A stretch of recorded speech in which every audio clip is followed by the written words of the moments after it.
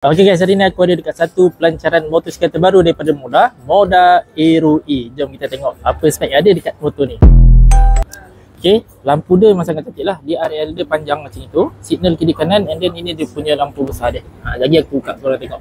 Okey, besar kat depan ni So kalau ride waktu malam memang cerah lah. Okey, di bahagian depan ni kita tengok datang dengan telescopic fork saja. Tapi still okey, harga pun 5,000 lebih saja. And then two piston caliper, dia tak ada ABS. Dia biasa saja. Untuk belakang dia pakai drum disc. Belakang pakai drum. Okey, nampak tak? So untuk pakai harian macam jalan dekat, pergi kerja dekat, okey lah, sesuai. Dia menggunakan sistem monoshock. So lebih stabil lah untuk jalan bumping, dia akan jadi lebih stabil. Displacement engine dia 118cc, 91 horsepower dan 9.5 Nm of torque.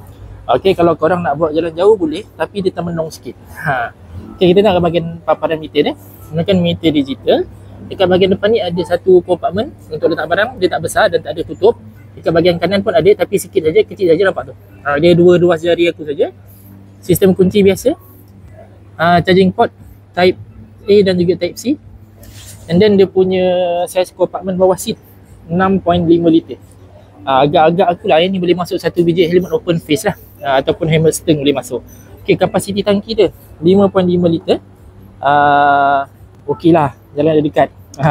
Untuk bahagian belakang dia, kita tengok lampu.